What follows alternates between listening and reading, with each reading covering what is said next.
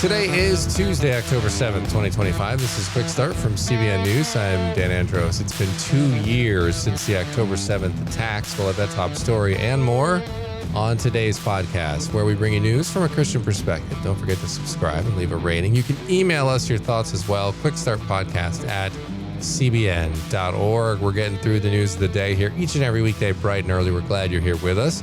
And joining me today is CBN's Billy Hallowell. Billy, on the focus story, we've got an update on the little girl who was wounded in that attack at a Catholic school. Yeah, this is a really wild story. Some big miracles have unfolded for this little girl, and we'll break down what happened. She was shot in the head, and she's recovering, so it's a powerful one. All right, looking forward to the details there. On the main thing, Luke Smallbone for King and Country reflects on how true revival starts within before spreading outward. Billy's got a conversation with him coming up on the main thing. You don't want to miss that. You also don't want to miss all of our CBN podcasts. You can find the links to those in the description of this podcast episode. We have them in there each and every podcast episode here on Quick Start for you, so you can follow those. And we would appreciate if you join in and check those out, and also follow us on Substack, faithwire.substack.com. We are praying through the news of the day there. All right, with that, we are going to head to the news now in 90 seconds. 2 years after Hamas's brutal October 7th attacks, Israelis are still healing but also standing strong. Negotiations are continuing in Cairo as Israeli and Hamas teams work towards freeing the remaining hostages and bringing an end to the war that began with that 2023 invasion, the deadliest day in modern Israeli history. Israeli officials say nearly every family knows someone who was killed that day or wounded or kidnapped. And leaders are saying the tragedy also revealed the best of humanity, with overwhelming support from Christians and Americans alike. And a retired general told CBN News that Israel has achieved miraculous victories since those attacks, defeating Iran, Hezbollah, and other threats without losing a single aircraft or soldier in the recent 12-day conflict with Iran. But alongside those wins, there's other concerns like rising antisemitism around the world. More than 600 Christians from over 50 nations have joined Israelis to honor the victims and pray for peace. And the FDA has quietly approved a new generic version of mifepristone, the abortion pill used in most U.S. chemical abortions, sparking outrage among pro-life advocates who call the move reckless and shocking. Those are just some of today's top headlines. You can check out more stories over at cbnnews.com. And Billy, this was a move that the FDA is just saying that they have to approve these drugs in these sorts of situations, calling it essentially if they meet technical requirements, that they're legally obligated to approve generics. But HHS is saying that it's still studying mifepristone risks, and critics are saying it doesn't justify expanding its reach. So this is a move. Lila Rose, others have spoken out about this, and they're criticizing this and not happy about it. Yeah, well, I mean, the reality is that the pro-life movement is trying to grapple with the fact that most abortions, the majority now, are happening as a result of these abortion drugs. They're not surgical anymore, the majority. So, you now have a new front, which is, what do you do with these drugs that are now being pushed? And so this, and when you've got the FDA, the assumption is, well, the FDA under Trump is not going to approve those sorts of things. Well, that's not really the way the system works. But the bigger thing is this battle over just how dangerous are these drugs, because the claim is, oh, they're fine, there's nothing to see here, but there's a lot of smoke and probably some fire when it comes to women who are having complications based on the studies that we're seeing. So yeah, it's going to be a really interesting new front in that abortion battle.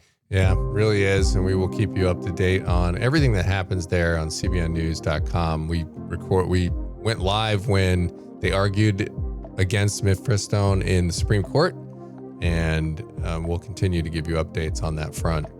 It's a big pro-life issue. All right, we're going to go to this story now. That little girl who was shot in the head when a transgender gunman attacked Annunciation Catholic School. she's experiencing a miraculous recovery. Tell me about what's going on here. Yeah, this is crazy because this just happened, obviously, August 27th. And Sophia Forchas, she's 12 years old. She survived the ordeal. And remember, this is an event that left 2 other children dead. It injured more than 20. She had a bullet stuck in her brain. She was shot in the head during this horrific ordeal. And yet, despite that, she really should be dead. Signs of hope are emerging. Her family put out a statement at the end of last month through Hennepin Healthcare saying that her survival is a miracle. It said, "Sophia is winning. Your prayers are working." And the family expressed gratitude, to the people who have supported their daughter and noted that God's appeals to God on the child's behalf have been working. They said, "Your prayers have been powerful. Sophia surviving this horrific attack is a miracle. Her healing process is nothing short of miraculous and undeniable testament to the mercy and intervention of our Lord Jesus Christ." And the family's continuing to learn all sorts of details about what unfolded. And, but yeah, it was powerful to see that statement come out and the family to so clearly say that this was a miracle. And what did the family say about coincidences and miracles? Yeah, so that kind of pertains to these revelations because they said, look, we're finding all this information out about how she survived. And the specific quote was, "There are simply too many to be dismissed as coincidence. God has heard our prayers and wrapped Sophia in his healing embrace." And she's showing signs of neurological recovery, steady progress, and the doctors are cautiously optimistic about what will come next. She's obviously going to have a long journey ahead, but the family said that she is strong, brave, and unwavering. They said it's by God's will that she has come this far. We are eternally grateful to our loving Father who hears and answers prayers. So that was a repeated theme in this statement about God answering prayers. Another student had a similar healing. What happened there? Yeah, so another kid, and this one was Lydia Kaiser. She's 12 years old. She actually was shot in the head while protecting a friend. So she's, you talk about sacrificing yourself for someone else, trying to protect a friend, but shot in the head. She has already returned to school. And her family, there's a GoFundMe, and it says Lydia's first few days back at school have been filled up with love and lifting. And this individual went on to say she was so happy to be with her friends and teachers and get back to learning and healing in a community. I mean, August 27th, shot in the head, back at school with her friends. So those are 2 miracle stories in the midst of the unthinkable. Yeah, that's absolutely incredible. Not only just healing and recovering from that, but then wanting to go back into school. You would think so many kids would be shell shocked about the idea of going back into a place where that happened. And that would be completely understandable. And to have the courage and to have the bravery to say, you know what, I want to get back here. I want to get back to my life as normal is really remarkable. And what a blessing from God. Praise God for these healings in a horrible situation. God's always working ultimately things for good to those who love him. And so glad to see a little bit of good there coming out of a horrible situation, which no doubt it was, but incredible that not only they're healed, but that they're wanting to get back out there. It's pretty amazing. You think about these little kids who are so impacted, and to your point, I mean, when you've seen and experienced something like that and then being shot during it, it's pretty remarkable that a kid would say, you know what, I'm ready to go back to school. I think as an adult, I'd be like, I am not going back to school ever. But, I think that's amazing. And it's just a testament to the faith that these families have. Yeah, 100%. And we need to keep them in our prayers because, like we've talked about on this podcast, it's very easy to go from one news story sort of floods your headlines and your front page and your screens for a couple of days, and then it gets shoved into the background. And then these people get forgotten. I'll never forget when President Bush said after 9/11 that he could really feel the nation's prayers. But then the thing that stuck with me was he also said that he could feel when people stopped praying. And that was really convicting because obviously we can't pray for everything all the time, but I think if we all admitted, we could definitely be praying more than we do. And so certainly we need to be keeping these families in our prayers. Absolutely. Absolutely. And, and routinely at these events, we've talked about this in the show, the event ends and you assume, well, it's all done. And it's like, well, no, the Texas floods, those families need prayer, as we talked about this week. These people need prayer. So, create a prayer list and write this stuff down. It's convicting to me as well. Yeah, absolutely. Well, appreciate you bringing that one to the podcast today, Billy, so we can pray about that, and appreciate that update there. All right, we are going to go to the main thing now. Luke Smallbone of For King and Country, he reflected on how true revival starts within before it goes outward. And he joined Billy to talk about that and more on today's main thing. Luke Smallbone, always great to see you. You and your brother, Joel, you guys took most of the year off of touring, and now you are back with an incredible new song, World on Fire. It comes out October 3rd. Tell us a little bit about the inspiration behind this song. Yeah, well, obviously, great to see you again. I've often joked with people like yourself, I'm not professional enough to not have people that I work with that aren't friends, and so you've become a friend over the years. I just want to say grateful for the time. But yes, we took some time off, which from the road. I don't know if we've actually taken time off, because between albums and films and all the other different things, it could take up a lot of time. But one of the songs that we used to sing growing up was "This Little Light of Mine, I'm Gonna Let It Shine." And it's a song that we've all known. But when we started working on some new music, I was reminded of this song. And I started asking myself wait a second, it's a really cute, fun song. But has that little light of mine actually grown? Or is it still just a little light of mine? And so this song, World on Fire, is actually talking about that. I want my life to be a world on fire. I want to burn bright. And there's something about taking a little bit of time off of the things that we do sometimes often, which is touring, that the boldness of what we are trying to communicate becomes a little bit clearer. And I think that I probably have more clarity and perspective now than maybe I ever have. Yeah, I was going to say, you take that time off, and as you said, you were still working, doing a lot of other things, but not on the road. Yeah. What did God show you, maybe teach you about yourself, about life, maybe a realization you had previously that maybe came back because life was so busy? What were some of the big lessons you took away from this time? That I'm probably more addicted to work than I realize, which is not something that I like to think of myself. I've been married for 15 years. Courtney and I, we got 4 kids, and I've always kind of been that guy, right? I just wanted to be I've often said that the greatest title I've ever been given is father, because fatherhood is wrapped up in my wife as well. Without my wife, I'm never given the title of father. But what I found is we took the beginning month, because we usually do a Christmas tour every December. So January is usually kind of like a recalibrating month. And in some cases, a little bit of a vision casting for the month, for the year. And I got to the end of January and I still had this, I don't know. I don't like to use anxiety as a common word, but I had this anxious feeling of, well, I'm going to have to go away next week. I'm going to have to go away next weekend. And I kept getting to every weekend, and obviously I never left. It took me about 3 months for that feeling to go away, which tells you the rhythm of my life has been that I'm home for a few days and I leave almost every weekend. For so many years, my body had just gotten used to it. It had just gotten used to this pattern. And so I think that I've seen the power of rest. I've seen the power of reflection. And once again, I don't want to lose this fire inside of me. But sometimes with busyness, I think C.S. Lewis wrote a book called Screw Tape Letters, and at one point they talk about, hey, this person that this kind of the devil is trying to impact has become a Christian, and he goes to the uncle and says, what do I do now? They've become a Christian, and he says, what if you make them busy? And I think I got to see the lesson of I'd become too busy. And I don't think that that's always a good thing.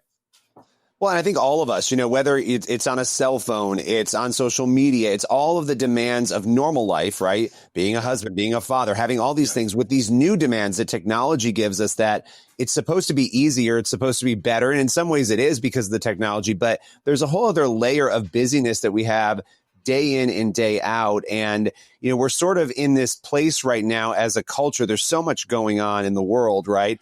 How can the song World on Fire, because that's why you guys do what you do, to inspire people to change. How can it actually inspire, help people cope with what's happening around us right now?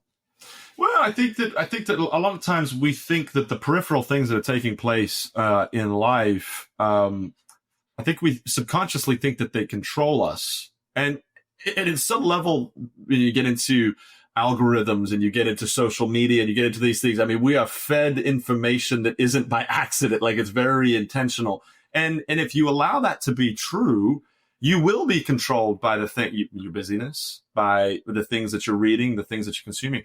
But if you start to take and inspect your soul, what is the motivating factor of your life?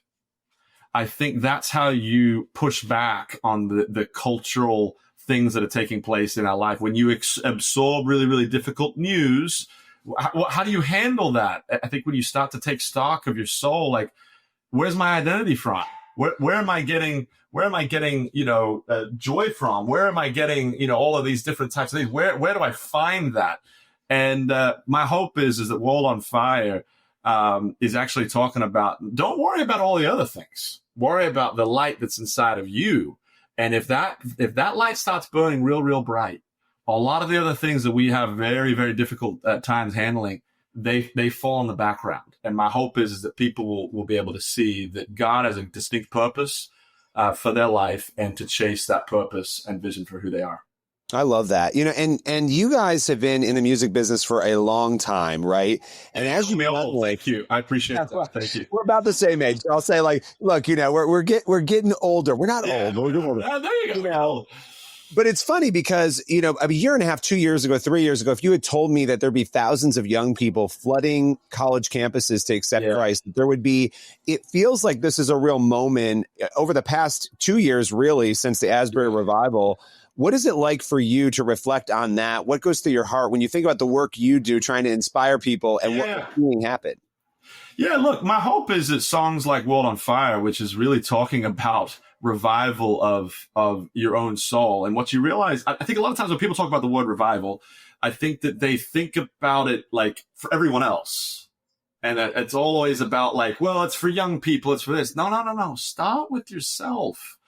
Revival, if you can take revival into your marriage, it impacts your spouse. If you can take revival into your marriage, then it impacts your family. It impacts your household. If your revival is taking place in your household, it will impact your town. If revival takes place in your town, it will impact a city. If revival takes place in a city, it will impact a state.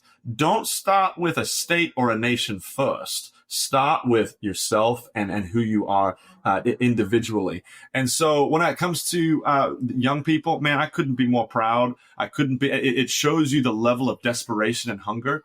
We've tried at this point, the youth have tried everything else.